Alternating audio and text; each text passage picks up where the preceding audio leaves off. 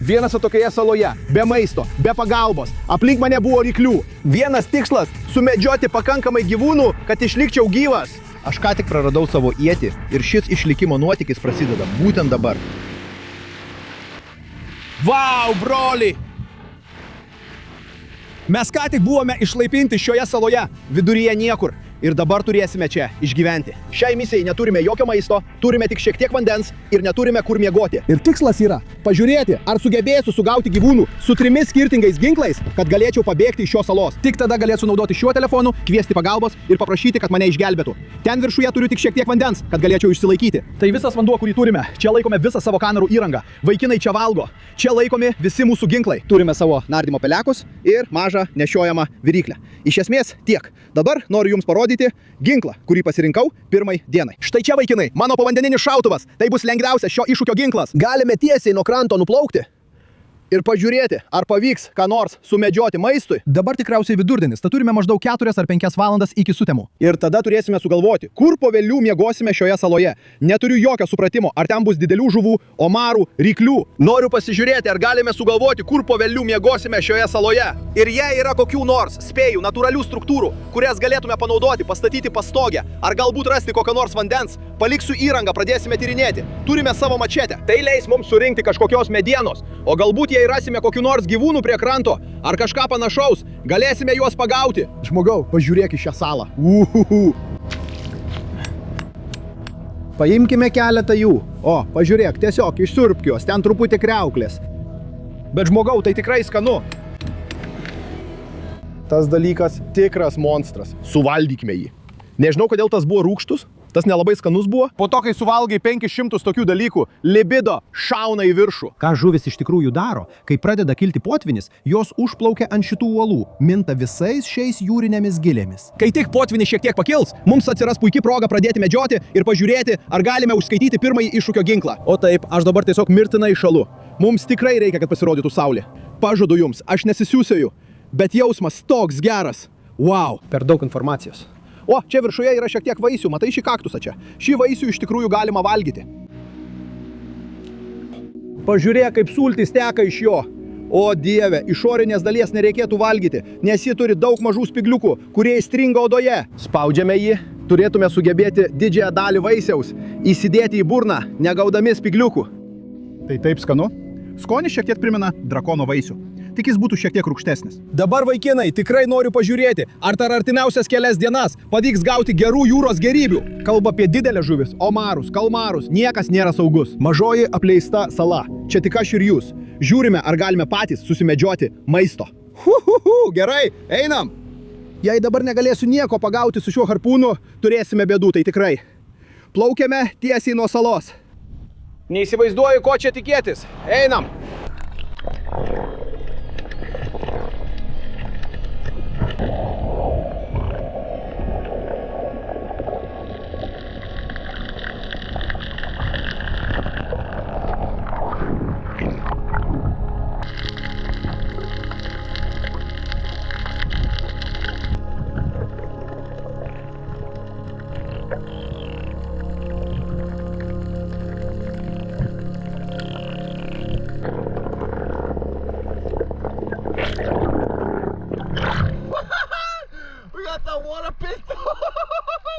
Gerai, aš to nevalgysiu jokių būdų.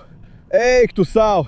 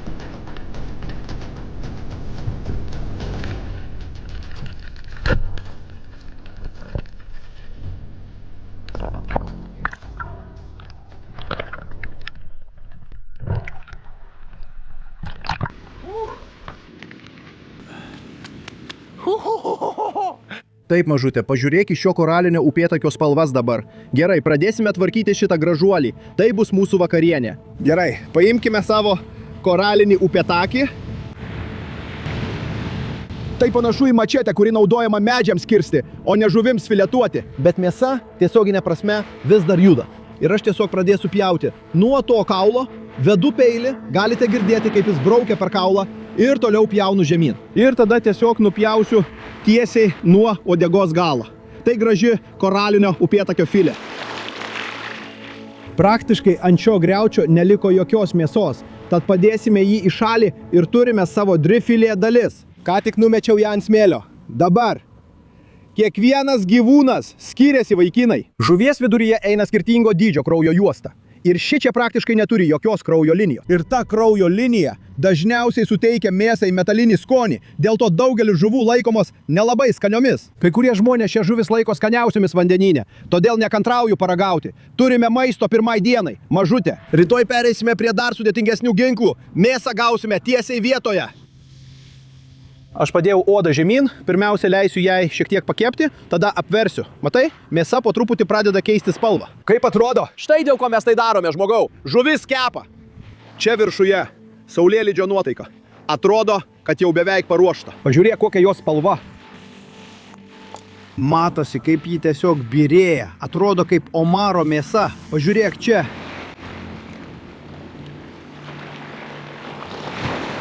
Koralinis gruperis. Velniškai neįtikėtina. Tai yra mūsų maistas. Su pirmuoju ginklu, vyrai. Rytoj rytas. Visiškai nauja diena. Ir turime dar 2 ginklus, kuriuos turime išbandyti. Yra kažkas ypatingo būti vienam saloje.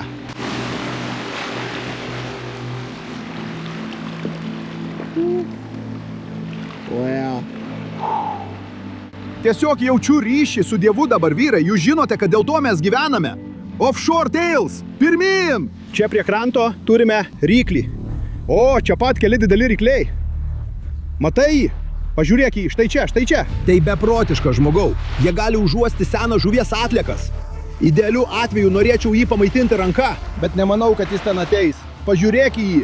Pasiruošęs, jis čia pat. Jis plaukia prie jo. O, tai beprotiška, žmogau. Tai beprotiška. Saulei leidžiantis, ryklių plaukioja palei krantą. Aš tiesioginė prasme rankomis maitinu ryklius bangų mūšoje.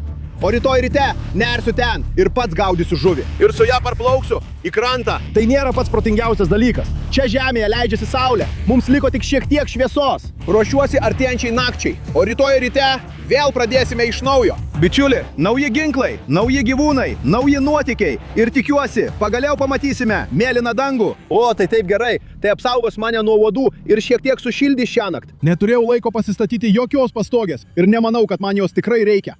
Oras atrodo visai neblogas. Turime savo kuprinę čia, su visais mūsų daiktais. Bet ką galime padaryti, tai tiesiog pripildyti ją oro. Iš esmės čia turi kaip ir mini lovą, saulė leidžiasi už horizonto. Išimsiu savo purviną galvą iš kadro. Štai taip. Tai, bičiuli, dar viena beprotiška diena. O rytoj vėl kartosime. Visiškai nauji ginklai, nauji gyvūnai, nauji nuotykiai. Kalbant apie miegą ant smėlio, vaikinai. Esu tai daręs daugybę kartų. Visada atrodo, kad apie 2 valandas būna patogu, o po to mano stuburas tiesiog pasiduoda. Broli, jam visiškas galas. Bičiuli, pasiražysiu kaip katė ir būsiu pasiruošęs. Turime tik apie 10 minučių iki visiškos tamsos. Jeigu per naktį nutiks kas nors beprotiško, būtinai tau pranešiu. Bet rytoj susitiksime su jumis anksti ryte, 2 dieną ir viskas bus gerokai pašėliau. Tada ir pasimatysime.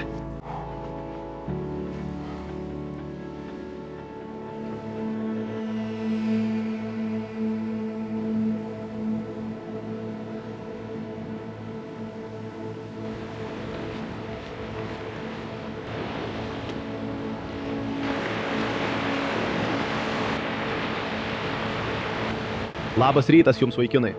O, tiesiog reikėjo šiek tiek paplaukioti ryte, kad nusiprausčiau visą tą smėlį nuo savęs, vaikinai. Praėjusią naktį vidury nakties pasidarė labai šalta. Ei, aš tiesioginė prasme šalau. Turėjau tik tam marškinėlius. Atsikėlėme į vieną beprotiškiausių dienų. Žmogau, mano stuburas dabar lik šiek tiek persisukęs. Tikriausiai galėčiau pasislėpti, kam čia traukia šešėlyje, bet aš toks laimingas, žmogau. Nes šiandien turime mėlyną dangų ir atrodo, kad ten šiandien vanduo krištolo skaidrumo. Šiandienos tikslas – pažiūrėti, ar galime panaudoti paskutinius 2 ginklus. Grįžkime atgal į stovyklą. Taigi tikriausiai vandens turime tik iki štai šios vietos. Šioje saloje beveik nėra jokio kito būdo surinkti vandens. Nėra jokio natūralaus vandens šaltinio ar panašiai. Kai šis vanduo baigsis, mums visiškai galas. Kas vyksta anksti ryte, vaikinai, tai kad visi gyvūnai būna labai aktyvūs. Dažniausiai masalinės žuvys iškyla į paviršių, aplinkui būna daug didelių žuvų. Taigi manau, kad tai bus puikia proga mums pasižiūrėti, ar galime gauti kokį nors maisto. Pasimsime rankinį žeberklą, iškart paliksime šią salą ir pažiūrėsime, ar galime gauti kokius nors pusryčius, kad pradėtume šitą prakeiktą dieną.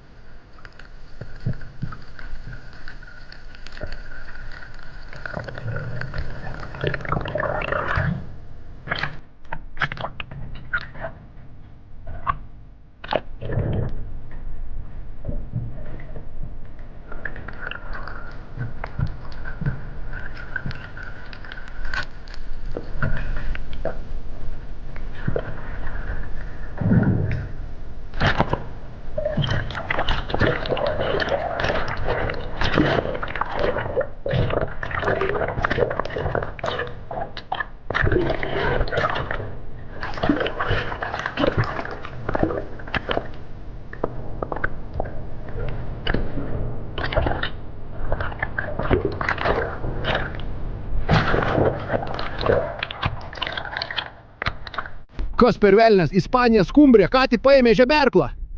Aš jo net neturiu, dabar čia visur pilna ryklių.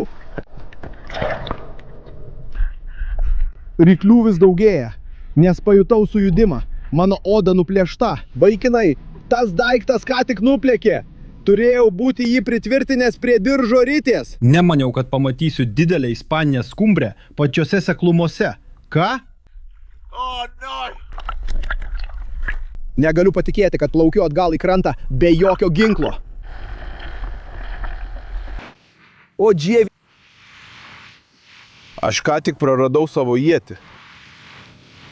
Kas ką tik įvyko, broli? Aš ieškojau, pavyzdžiui, upėtakių ar kitų žuvų, kurios įstrigo seklumoje ir tada pro šalį praplaukė dvi didelės ispaninės skumbrės. Aš jas nusitaikiau šią rankinę žeberkšte. Ir aš galvojau, kad tikriausiai galiu pataikyti mirtiną smūgį. Ištiesiau ranką ir bum, pataikiau. Žuvis buvo perdurta, bet turbūt pataikiau tik į kūną ir jį tiesiog nurūko. Broli, bandžiau plaukti paskui ją, jaučiausi kaip Janas Torpas, gal su pririštu parašiutu už nugaros. Negalėjau, bičiuli, pagauti to monstro. Aš ką tik praradau mūsų ginklą. Vaikinai, o ne! Kai tik nušoviau tą žuvį, jūs matėte, kaip visi rykliai pradėjo artėti. Jie pajuto sujudimą. Aplink mane buvo pilna ryklių. Aš jiems rodžiau vidurinį pirštą. Vaikinai, ką jūs? Blogiausia viso to dalis yra ta, kad aš dėviu šitą daiktą čia. Ir tai yra tai, ką mes vadiname diržo ritė, iš esmės. Tai yra ritė su papildoma valu būtent tokioms situacijoms. Problema buvo ta, kad nesitikėjau pamatyti milžiniškos ispaniškos skumbrės vos 3 metrų gylyje. Negaliu patikėti, kad tai ką tik įvyko, broli. Aš tai užskaitysiu, vyrai. Parašykite komentaruose, ar jūsų manimų turėtume tai užskaityti ar ne. Kitaip aš niekada neišvyksiu iš šios salos. Vyrai, beveik teko darytis peties rekonstrukciją po to, kai plaukiau paskui tą daiktą. Bet jei jūs galvojate, kas nutiks tam žuviai? Mano spėjimas toks. Aš ją nušoviau, ji nuplaukė o tada rykliai ją tiesiog sudraskė į gabalus. Galiu jums parodyti trečiąjį ir paskutinį ginklą. Keris tikriausiai yra mano mėgstamiausias iš visų, vaikinai. Tai iš esmės yra po vandenis lankas ir strėlė. Tiesiog įkiškite čia į skylę, užtaisykite ją ir bus smagu. Brandžio! Šitas daiktas toks kietas, žmogau. O! Dabar povandeninis lankas ir strėlė. Turime vėl pakelti testosterono lygį po to, kai išleidome 800 kJ, besivaikydami tą ispaninę skumbrę. Duok jai gerą seną kąsnį, vandenino skonio. Vaikinai. Svarstau, ar dabar eiti, nežinau, kad aplink daug ryklių, bet jūs žinote, turime eiti ten. Dabar lankas ir strėlė. Velnes, varom.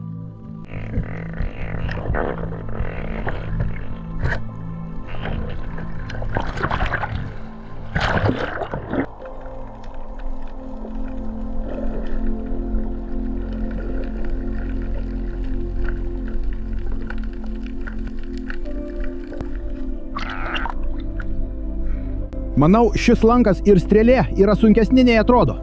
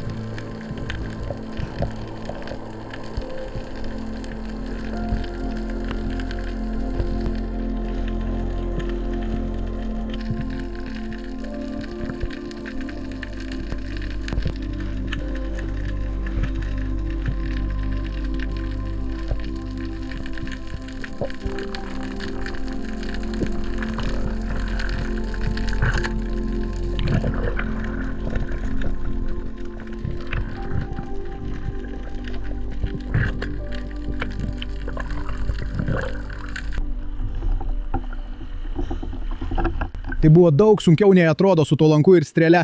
Misija nepavyko. Neradau ieties, nepavyko pagauti žuvies. Dabar galvoju, kad man reikia šiek tiek atsipūsti. Esu visiškai išsekęs, reikia atsigerti. Velniškai sunku su tuo lanku ir strėle. Vienintelis dalykas, kurį pataikiau, buvo tik prakeiktas oras.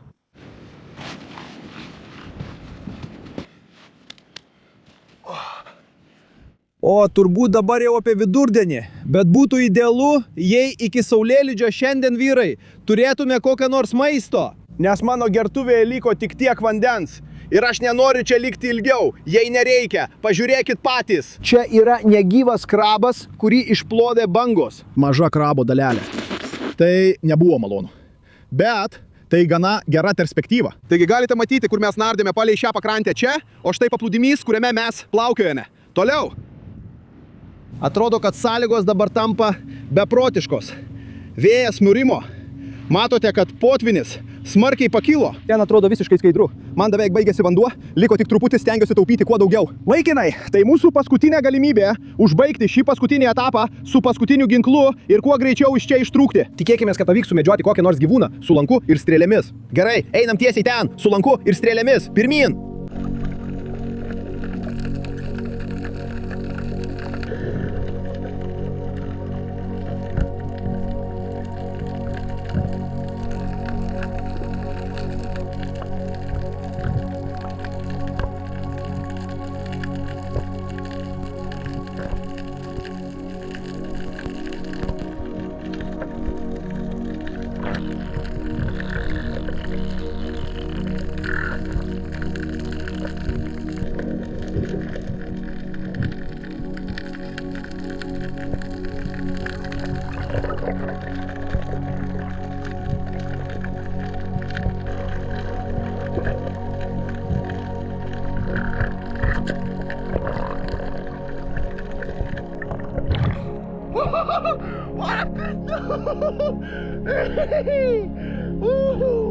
Taip, tokia idėja.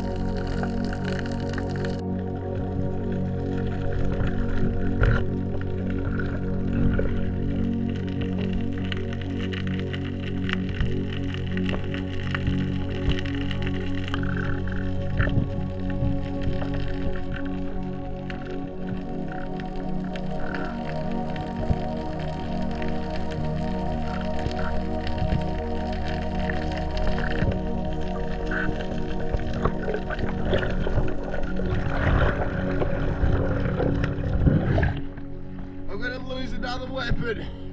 No!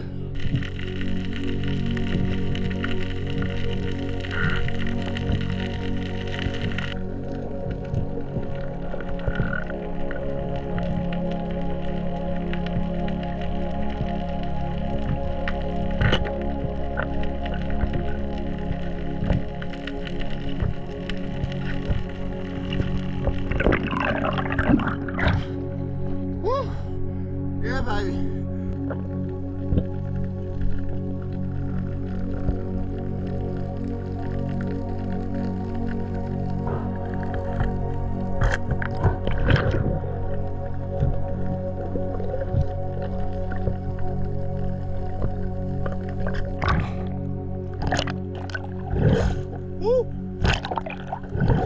Tai skanus variantas.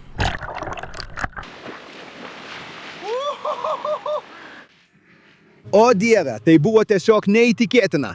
Šiandien man buvo sunku, tai tikrai. Bet vis tiek, pagavome šiek tiek žuvies, gavome šią gražią mažą plekšnę, kurią nušoviau su žeberklu. Jūs matėte, kaip jis tiesiog judėjo smėliu ir dar pagavome šią mažą menkę, bet ji bus nuostabi. Virš ugnies. Jūs matėte tas milžiniškas ispaninės žuvis, kurios plaukė pro šalį. Mačiau keletą jų. Aš atitraukiau savo ietį ir pagalvojau, ar man tai padaryti. Ir tada pagalvojau, ne, negaliu prarasti 2 ginklų per vieną dieną. Tai būtų visiška katastrofa. Broli, kodėl aš visada pamatau geriausios žuvis, kai turiu prasčiausią ginklą? Žmogau, mes tai padarėme. Gal ji ir nėra didžiulė, vyrai, bet mes pagavome kažką panašaus į mane. Tai pasisekė, kad vakar gerai pavalgėme, vyrai. Nes dabar esu labai alkanas, visą dieną nieko nevalgiau. Galėčiau arklį suėsti. Dabar tiesiog greitai viską sutvarkysime ir visko atsikratysime.